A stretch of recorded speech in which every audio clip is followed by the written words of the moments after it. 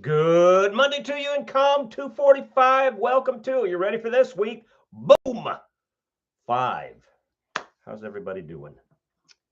I'm back from a long weekend away. Apologies to those of you who emailed me and haven't heard back from me till just this morning. I was attending a funeral, and you know, these kind of things happen. So, but and also I should say that I am not always successful, but I work hard not to do work, like job work on Sundays. And I work even harder to stay away from media, especially digital media, like let's see, we just get this bad boy over here, like these things on Sunday.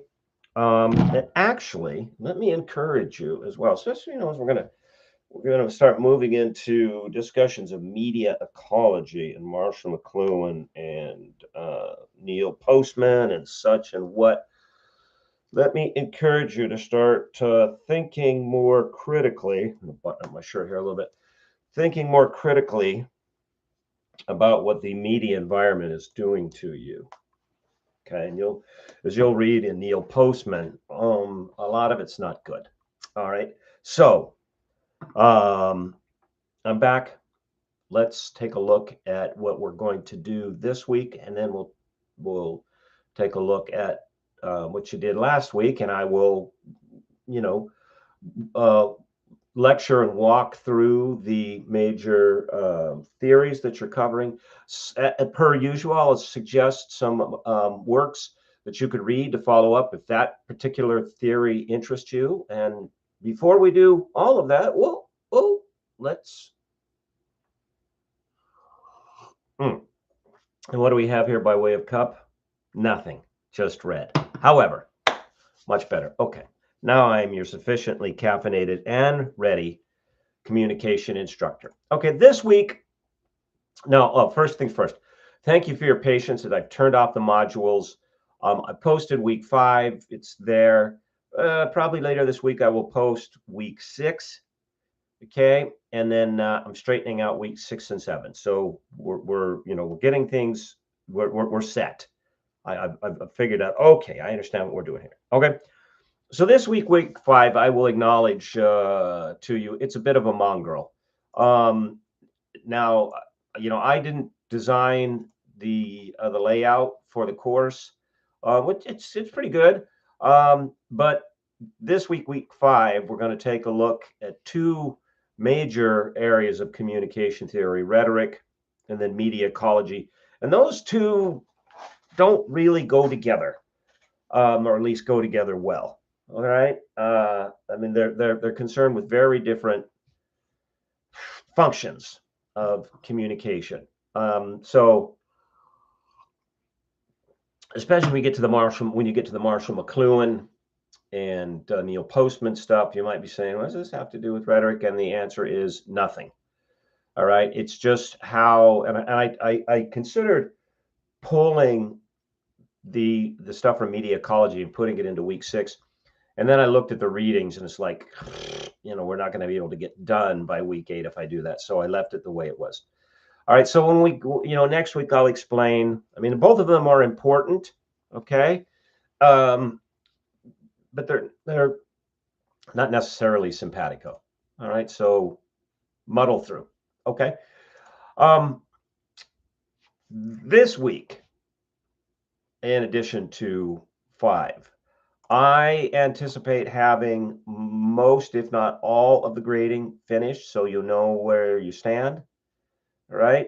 And if you have any questions about the assignments, and some of you have been emailing me, please continue to do so. Okay. So for this week, look at readings that are relevant to rhetoric and media ecology. This is an area in terms of theory where I spent a lot of time, is media ecology. And then we'll pick it up next week. All right. Let's take a look at what you did last week. That is the questions. And let's take a look, though, before we do that, at the major theories that you've covered. Now, in a class like this in which you're moving through these theories so quickly, if you come out on the other end of this class and you don't have all these things, stuck in your head, don't worry about it. It's a rarity to see all of these theories operating at once. In fact, I can't think I've ever seen it. Some of them overlap. Some of the sort of, why do people do that? Certain theories nest well inside of others. So there's a lot of overlap. Remember the bigger point that you're trying to get at in this course, and that is the end point that we want to get to, which is understanding one another and understanding ourselves. And you notice I put those in different order than we often hear them today. All right. Usually today it's like we understand ourselves and we understand one another.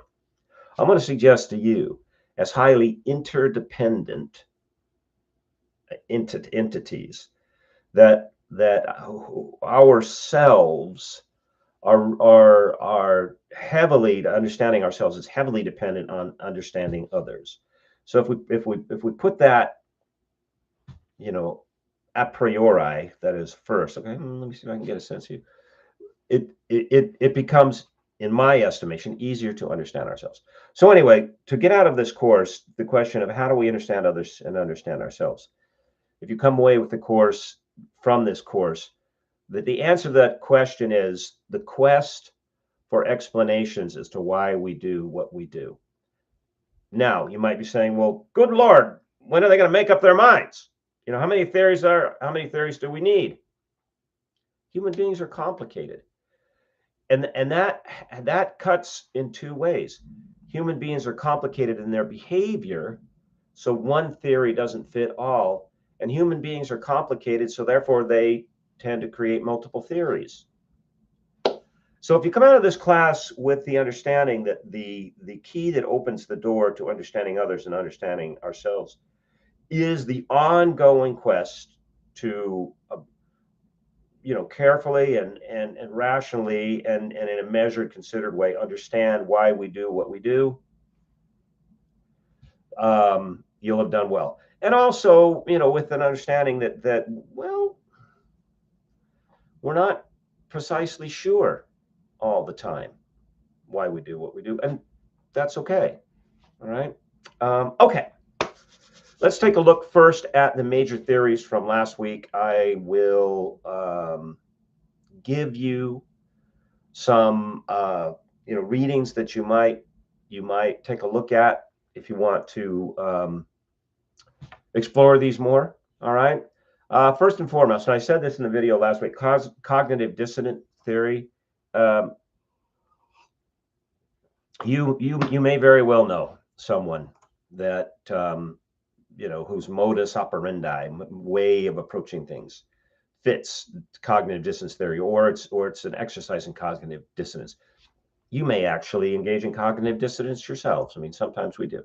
And at its heart, at its core, cognitive dissonance is the practice. Now, it's not theory in the sense of, well, maybe it happens. No, it actually happens. But the question is, how does this help explain behavior?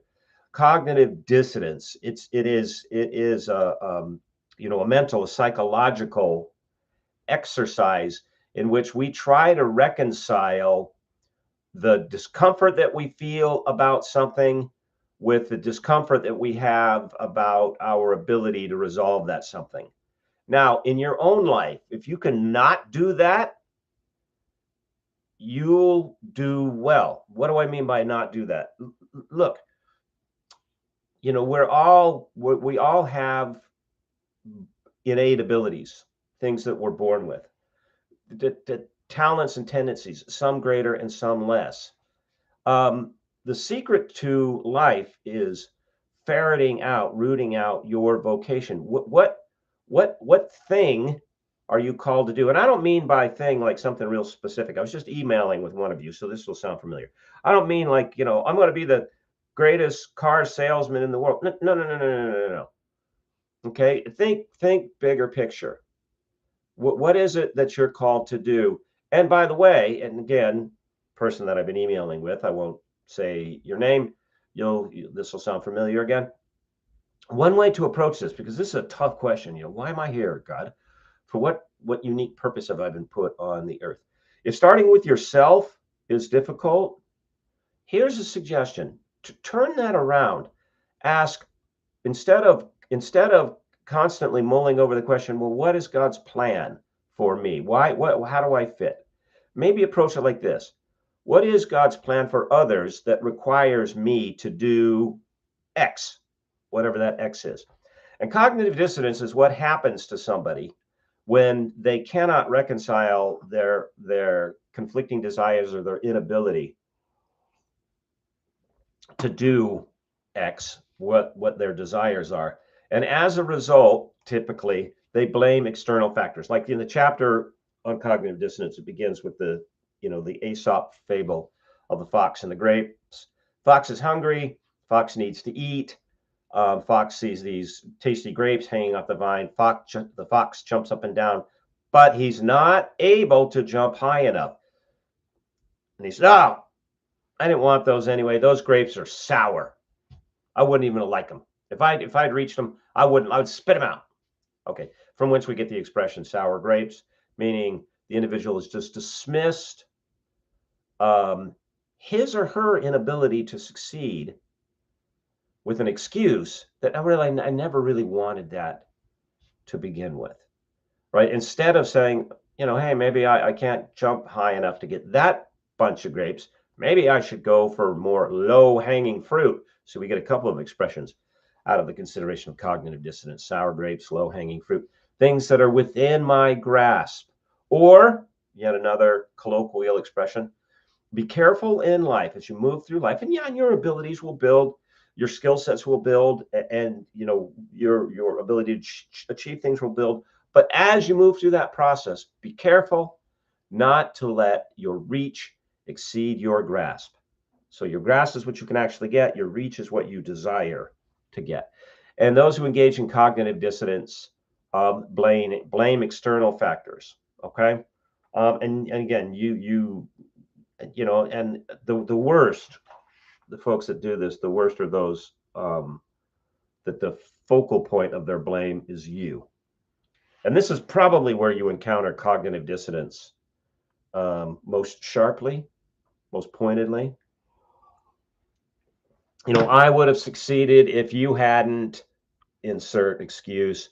I could be a better, I could understand if you would, insert, have a different tone, use a different word. I mean, unless you're just an outright lout and you're using degrading language and screaming and hollering, okay, then that sort of feedback might be warranted. But otherwise, you're just trying to have a conversation with somebody and they say, well, you could say it in a different way. So in other words, they're projecting their inability to understand the communication onto you. And it's instead of recognizing, hey, maybe I don't have an ability to understand when things are put this way.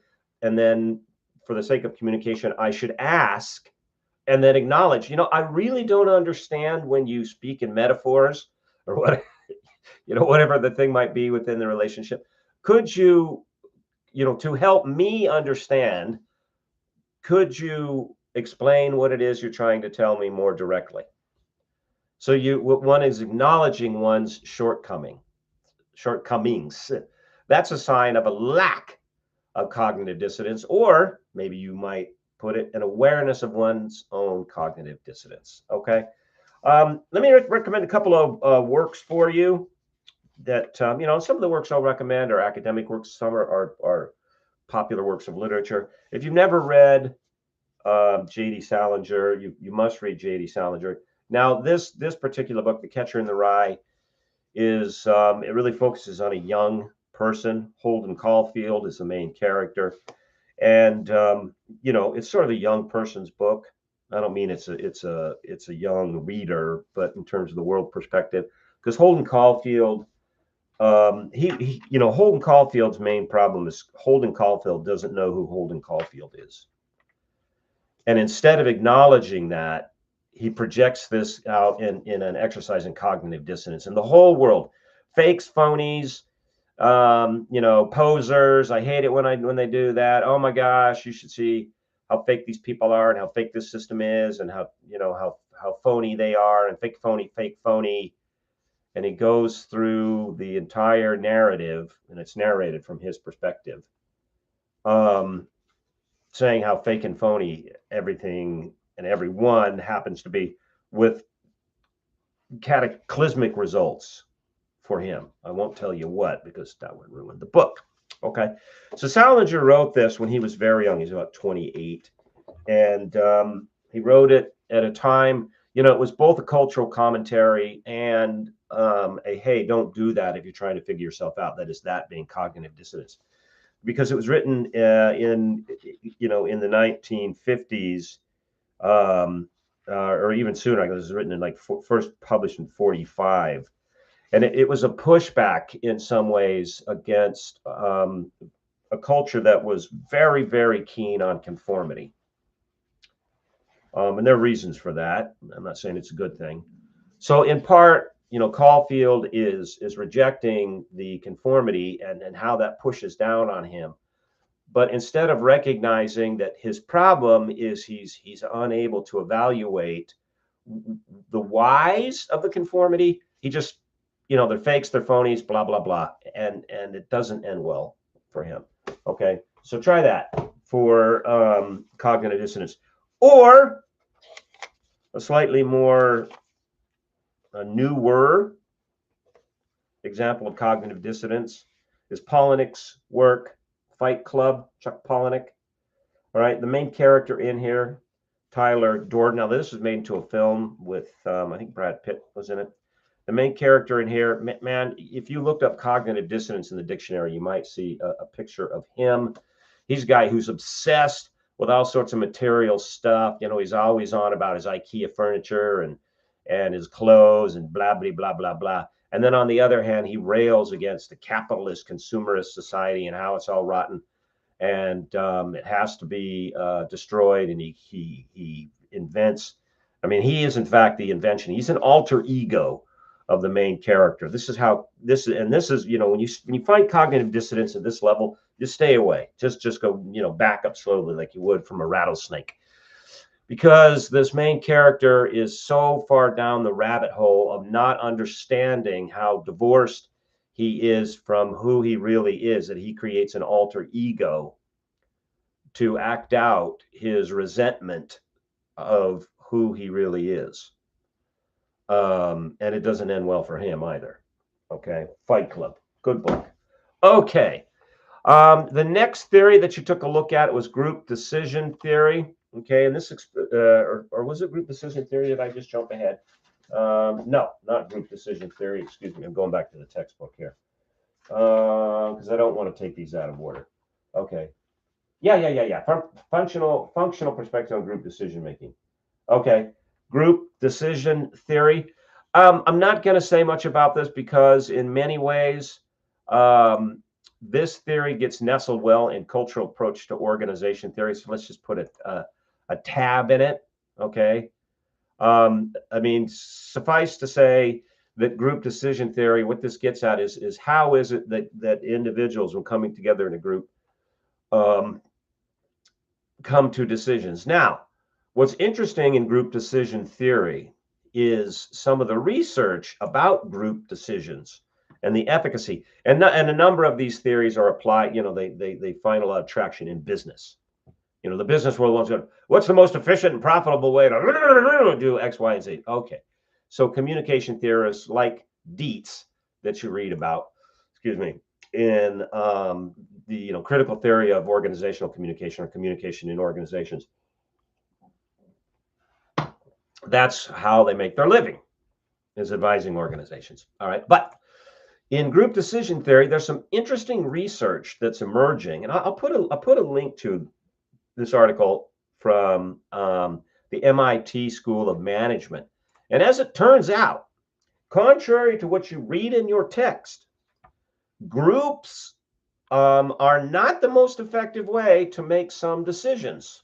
In fact, groups can be a tremendously ineffective way to make some decisions. And it seems to be, looking at the research, that the break point as to whether it's a good idea to be in a group or not be a good idea to be in a group depends on the complexity of the task. Tasks that are highly complex and need to be broken into parts. And see, here's the really interesting thing that I find about what's going on with what the research is showing from group decision theory. Highly complex tasks that need to be broken into parts. These are solved well in a group if, and here's the interesting part, so when does a group stop being a group? If specific individuals are given responsibility for solving those components, and then they bring their work together. Now this bleeds into the field of project management, and I'll say this without giving you any further reference. I've spent a lot of time in project management. I've given lectures at business schools on project management. There's a pretty viable and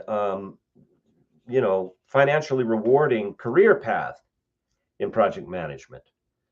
So if you're interested in project management as what do I do with this training, this degree at Regent, email me. Say, yeah, I heard you say in your video about project management, what is it? And I'll tell you about it. Okay. But anyway, so as it turns out, the research is pointing to groups work well for complicated tasks when, however, specific individuals are assigned specific tasks. Groups do not work well. In fact, they are counterproductive when the threshold of complicated drops below a certain level. And the reason for that is that the group tends to spend more time on the communication dynamics than on achieving the task. So, I was reading through the chapter of this text going, yeah, that's not what the data is showing. The data shows that sometimes the group's bad idea. Don't do it. Okay. All right. Next theory that you took a read at was symbolic convergence theory. This is one that I spend a lot of time with. Not the theory, but orienting my work towards. It's like, okay, why do I do this? Why should I do this? What's important? Okay, and at the heart of symbolic convergence theory is, I would say, the realization that one, we're interdependent beings. Who we become as individuals is absolutely dependent on our dependency of one another. And let me just take a slight tangent, if I may. Okay. This is one of the reasons. Now, I'll tell you, there are times in which my lectures, I'll diverge from the material at hand and I'll go, and this is my opinion. All right. So you can take it or leave it, but I will never proffer to you an opinion that, one, I haven't thought through, two, I haven't researched, and three, that I don't think is, a good way of looking and or adopting behavior. You're still free to take it or leave it. You're not going to be judged whether you accept my opinion or not. Okay. That being said, they're the disqualifier out of the way. One of the issues that I take with those people who promote abortion is the notion that to be dependent as a human being negates your humanity. What do I mean by that? We frequently hear from those that advocate abortion that, well, scientifically, we cannot deny we're dealing with a human being, 10 fingers, 10 toes, independent genetic structure, depending on our technological ability to register thoughts, probably even dreams. Okay. However, the proponents of abortion say, well, can't live outside of the mother, so therefore it has no rights. And they use the word it as a person. Okay, here's the problem with that. We become who we become because we're dependent, not in spite of our dependence. Being dependent doesn't lessen our humanity, it affirms it. It affirms it. I mean, as creatures, we're born terribly helpless. I mean, it's years before we can even, figure.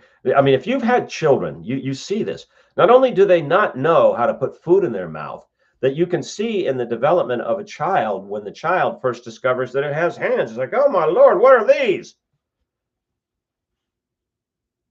We're entirely dependent on each other, and we're entirely dependent on our parents, and even reduce that to our mother. So the dependency does not negate our humanity, it affirms our humanity. Okay, but back to the theory. All right.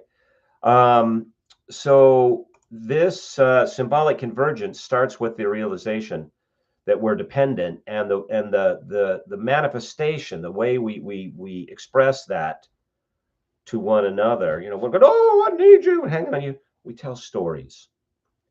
We tell stories. And it's the stories that we tell that stick us together, as groups and subgroups. And as the chapter points out, that you can have stories nested in stories, nested in stories. Have you seen the Russian nesting doll, where the big one doll, but it's all part of the whole. And now I am amongst a growing number of writers and thinkers who are saying that our movement away from realizing and acting on the importance of the stories that we tell, and the convergence. Now remember, when we say symbolic, we don't mean just stands in for something but doesn't mean nothing. We mean symbol, like the symbol of the thing, like this little figurine of a bear, which I have on my desk. And if you want to know, that's weird, Dr. G, why do you have a little bear on your desk? Read the stories, one of the stories, called Resolution, in my book. Is it Resolution? No, The Present. Sorry. Read The Present. Okay. But anyway, an emerging, now more vocal group saying, at the heart of what ails us socially, of a lot of our problems, a lot of our our conflicts. See, I see a lot of social conflicts, whether it's racial issues or gender issues or economic issues. It's the thing that they say it's about, gender, race, economic, is not the thing that's driving the conflict. What's driving the conflict is our divergence away from common stories, is our it's now our, instead of convergent, it's divergent, because we're losing touch with the symbols that tied us together as a culture. And yes, we can have stories nested in stories, okay, and it's pulling us apart, and it's pitting us against one another. Now there are forces that are doing this. It's not some sort of organic decay. Okay. Some books for you to look at. First, a popular reader, Martin Shaw's Liturgy of the Wild. Myths. I don't know why that's hard for me to say. Myths That Make Us. Shaw's Brit, but he talks about stories that contain elements that are relevant to all of us as people, whether we're American or okay, well, let's not start with America, because that's amalgamation. So whether we came from Europe, we came from Africa, we came from Asia, whatever parts of the world we amalgamated here together in America, saying, no. There are stories that unify the lot of us, and here's what they are, and here's what they look like, and here's why each of the parts are important, and here's what the important parts are. And his basic premise is we need to get back to an understanding. He's not saying what stories we should be telling each other. He's saying we should be sharing and telling each other stories, because everybody has a lived story nested inside of the larger story of the culture where they live. And to realize, to come to grips with who you are, you need to tell your story. and you need to listen to other stories. Okay, so read that book. What's happening to us, however, since we don't tell our stories, since we're looking at divergence rather than convergence, can be found here. This is an excellent work by Cheryl Turkle, Alone Together, Why We Expect More from Technology and Less from Each Other. This is not a happy book. Now, she's an MIT researcher, so it's a scholarly book, but it's saying this is what happens to people in a group when you have divergence, when we stop sharing stories and we place ourselves at the center of our own story. Bad things happen. All right, but this is it's not a popular book like Shaw's. You know, I to get a sense of okay, you're like, all right, you know, things are not going well, things are breaking down. Who's doing this? What's going on? Well, again, as I said, this isn't organic. We're not just like decaying out of nothing. Okay, there are those who are pushing for this divergence, and I don't think they mean us harm, but I don't think they're paying attention. I just don't think they understand what it's doing. This is perhaps one of the scariest books I've read. Let me see if I can get it there without reflection. In the past, 10 years, Kevin Kelly's What Technology Wants. And what I mean by scary is Kelly's just a very nice guy. He worked around the world in organizations sort of like the Peace Corps, and he's done all this, humanitarian work, and he wrote for Wired magazine. On the other hand, Kelly and those like him, there we go, just have to tilt a little bit, are convinced that technology, and what he means by that is digital technology, and specifically what he means by that is artificial intelligence, they are an actual living system that's trying to evolve to the point of self-realization. Like all living systems want to be aware of themselves, and it needs our help. And if we'll just help it, like AI, come to sentientness, come to self-realization, it wants to give us everything we want. But what Kelly ignores in this, it's really a request. Just stop worrying about technology and just give it what it wants. What he's ignoring, I mean, I'm not saying he never mentions it, but I don't think he takes proper consideration of the costs that technology, and especially AI, extracts from us. Like Turkle, what's happening to us.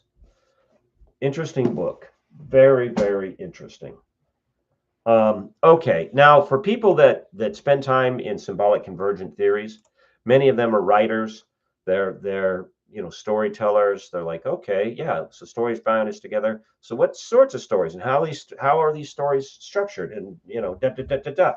If you are a writer, or if you are a writer wannabe, or if you want to be better as a writer, and it doesn't matter if we're talking about your student papers or essays, or you want to write a book, all right?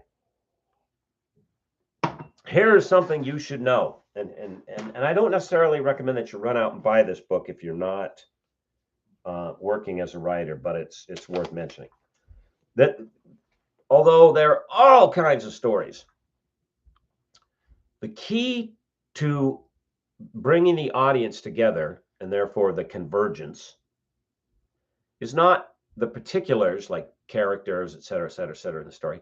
It's the structure.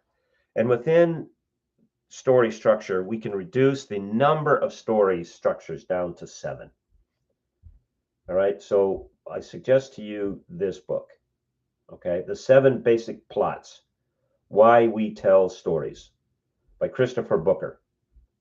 And Booker goes through each of the plots and explains, first of all, how it is they operate. And so this is where you as a writer, if you pay attention, you go, oh, okay, I can use that. And from whence they came, and then how are they used, and the pros and cons. But basically, fundamentally, we can reduce all stories that become collectively and that passed on and remembered by us to 7 basic plots. Okay, number 1, overcoming the monster. Number 2, rags to riches story. Number 3, the quest, set up off on some adventure. Number 4, a voyage and return, to go out and come back. Number 5, comedy, whether it's dark or not. Number 6, tragedy, and number 7, rebirth. All right. If you're interested and you want to work, you're working as a writer, again, email me about it. I can even suggest to you, I teach writing and story writing, and I could even send to you this little template that you can use to structure your story using one of these 7 plot, these 7 basic plots. All right. And if you follow the story structure, your stories will be much more successful because they will resonate with the reader, and they'll tap into our desire to come together, to converge with cueing in on symbols. Now remember, symbolic doesn't mean, oh, it represents this, but it really means that. No, that's not what it means. It means certain cues, certain markers, certain things, like the owl. You see that? It's all blurry. There we go. Little 3D printed owl, courtesy of my son, is symbolic of wisdom. All right. Or, yes, I sit at a desk crowded with figurines. The water buffalo is symbolic of stubbornness and determination. So that's why I keep these things around. Okay. Inspire me. All right. Symbolic convergence theory. Okay. Cultural approach to organizational theory. Let me move this out of the way. Again,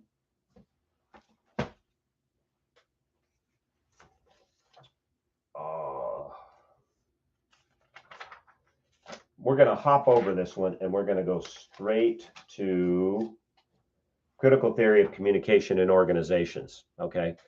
Because cultural approach to organization theory, this looks at, this is, used primarily in businesses and organizations. And it says, no, businesses are societies, not systems.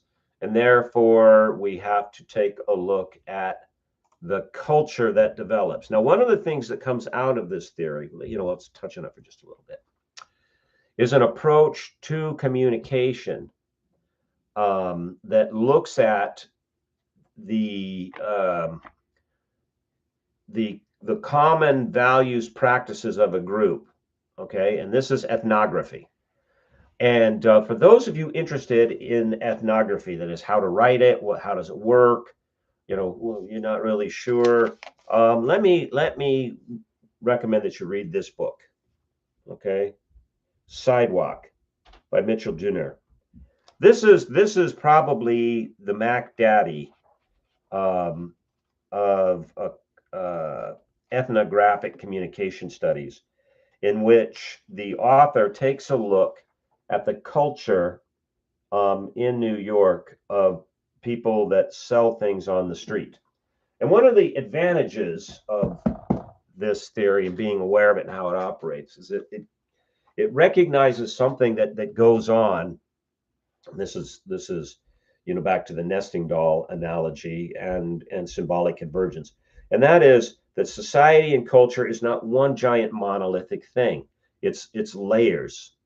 All right, and each of the layers, has a unique identity of itself. However, it interacts with the other layers, and its interactions with the other layers helps form its unique identity.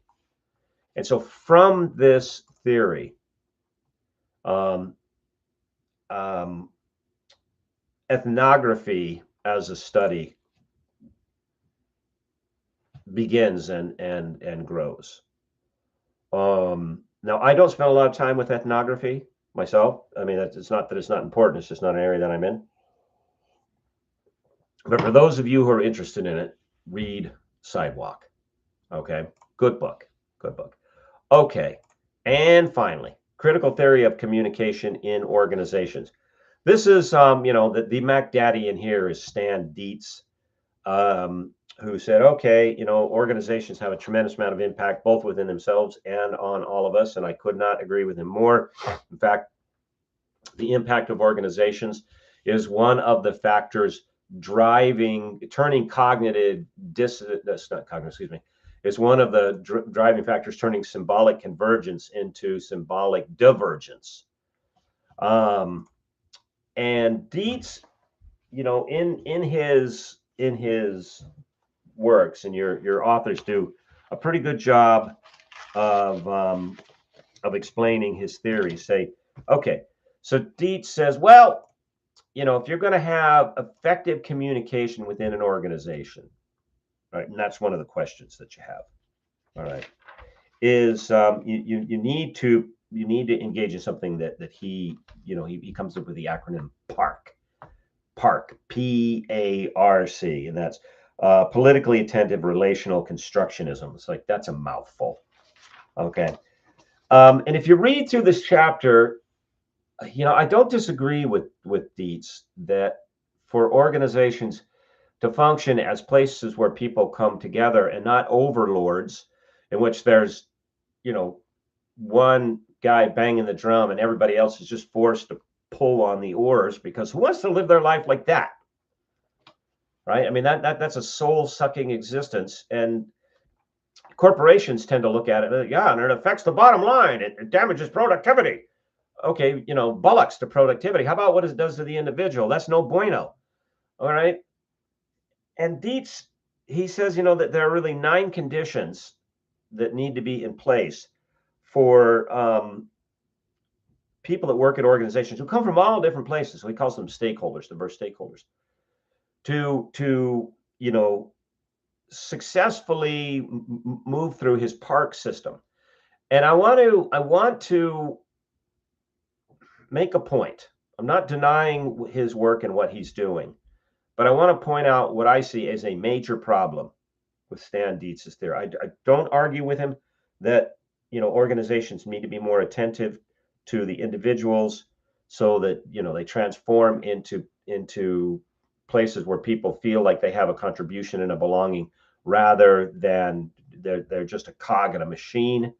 All right. But if you read on page 276, so he starts with the 9 conditions. Stakeholders have divergent interests, not set positions. Yeah, okay, fine. Number 2, stakeholders possess roughly the same level of communication skill. This, to me, is where Stan Dietz's approach, his remedy, breaks down. Because in a large organization, now this may have held this assumption or this qualification, was easier to put in there as a prerequisite 70 years ago. But today, in 2026, in which there has been major decentralization in education, that many of the corporations that Dietz, the culture of which he'd like to change, have been set up and specifically designed to fragment society into specific groups and target those groups to sell products, to push confirmation bias, to ignore unifying pathways and skill sets and practices of communication. In other words, I don't disagree with Stan Dietz that this has to happen, but the part of the problem, the reason that it's not happening, is not because of bad management. And I'm no fan of managerial overlords, but the corporations that we have now more resemble the Tower of Babel than a family, because we don't speak the same language a lot anymore. because we have been symbolically deconverged by the very businesses now in which this is a problem. And I'm not a pessimist. I'm not saying we shouldn't try. It's not that I, having not found a place in corporate America, and that's part of why I end up in academia. These aren't sour grapes. That place doesn't function anyway. No, it's pointing out what I believe is a major shortcoming of the requisites for this theory to operate. Saying, well, okay, if this is the checklist, then this probably ain't gonna work, because it's hard to get past number 2 to see how this works. However, there are those who have not given up, okay, including Stan Dietz. Here's an interesting book for you. For those who you work in organizational communication, you work in businesses. This is where you're interested. Let me recommend this book by an author called Faisal Hoke. All right, let me see. There we go. Everything Connects. Okay, Age of Creativity, Innovation, and Sustainability. And Hoke recognizes that for corporations to be successful, they must have a culture in which people all feel included. And he's saying absolutely, because we are all connected in this endeavor. And whether it's the person, in the big corner office to the person processing mail in the little cubicle, they are all integrated and they are all important and they all connect together. And this book is really written for managers, not so much for those being managed, saying, hey, look, if you expect more engagement and creativity and interest from your employees, here are some of the things that you should encourage and allow them to do. Make space and time within the organization. It's not just about pulling at the oars. There has to be space and time for doing things that you as a manager might feel are non-productive. But Hoke is saying, trust me, if you don't do these things, the drop in productivity because of the disassociation, the dissatisfaction that Dietz is getting on about is going to cost you more. So if you're into organizational communication, and that's something that you're pursuing, that trips your trigger, you've got to read Hoke's book. It's been around for a while, but it's still worth the read. Okay, all right. Let's take a quick breather. Finish the coffee, and I hope that helps. If any of these theories you're sort of like scratching your head, like what? Okay, let's take a look at the questions that you had for week 4 and see how you did. Question number 1, given that the functional theory focuses on decision-making and problem-solving groups, why is its silence on relationship issues a problem? Okay, and which is an obvious problem. Michaela, you went last. Let's take you first. Functional theory's silence on relationship issues is a big weakness because group decision-making, is very much influenced by interpersonal relationships and dynamics. Exactly. And this is what Hoke is getting on about. All right. You're saying everything connects, and the everythings are the individuals. And the relationships, the one-on-one relationships, drive the success of the whole organization. Just like you read in Dietz's critical theory of communication of organizations, that it says that, or in group decision theory, that the group only goes as fast as the fastest, or another way to put it, it only goes as fast as the slowest member of the group. The group functions only as well as a whole as the relationships do between the individuals. When that starts to break down, then the whole thing breaks down. So Michaela, good answer. Number 2, consider stories at Dixie as an ethnographer's thick description. I think only one of you answered this, so probably I'm gonna hop over it. Number 3, think of your extended family as an organizational culture. What family rituals might you analyze to interpret the web of significance you share to someone visiting your home? All right, this is one that a lot of you tackled. Renee, let's take a look at you. I do not have an extended family here in Virginia, but my own house every night at 6:30. My fiance, my son, my daughter. At 6:30, my fiance, my sons, my daughter, and I all sit down and eat dinner at the table together. We take this time of the day to connect as a family without cell phones, tablets, televisions, or any other thing that might distracting us a little bit of quality time that we get each evening. Life is busy with everyone at school, sports, work, appointments, housework, etc., etc. So having this consistent time every day is vital to keep it continued growing within bonds of family. Okay. And then you go on, Renee, to say, you grew up in Ohio, and every Sunday your mom and your dad and your brothers all went to your grandparents' house for dinner at 2 p.m. Great uncles would show up. This was always recognized as time for everybody to catch up and discuss everything they were doing, sharing, stories and decisions.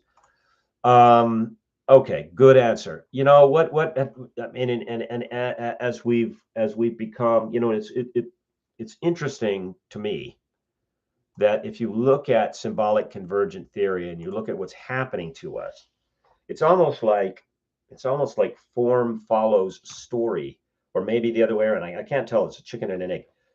As we become more discordant, more diverse geographically, we don't live close to each other, instead of converging, diverging.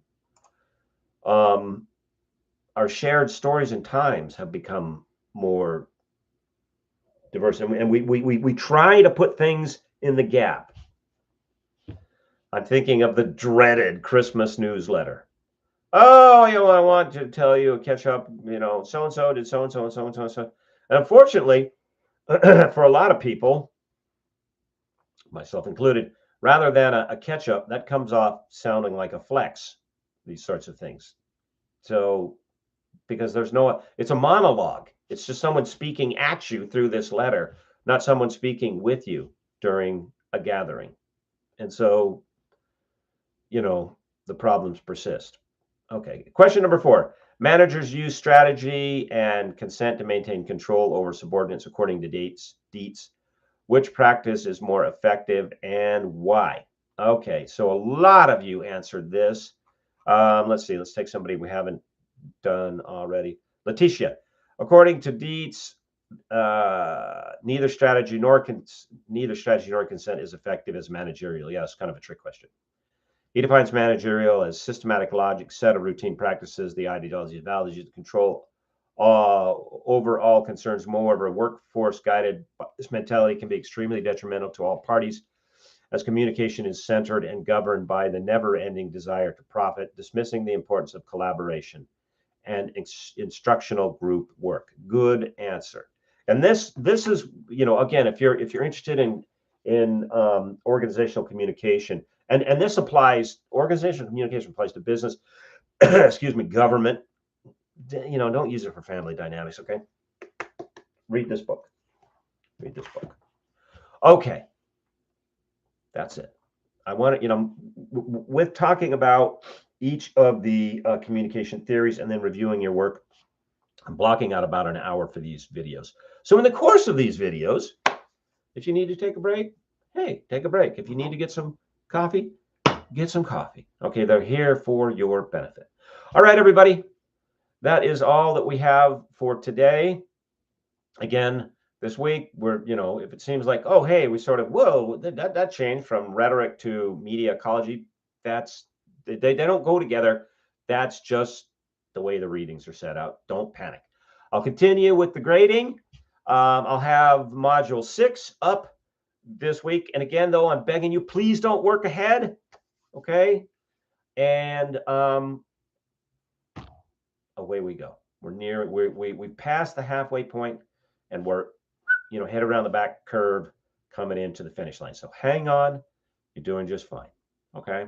All right, everybody. I'm thinking about you. I'm praying about you. For those who've been emailing me, thank you. And until next week, I will see you on Canvas. Take care. Bye-bye.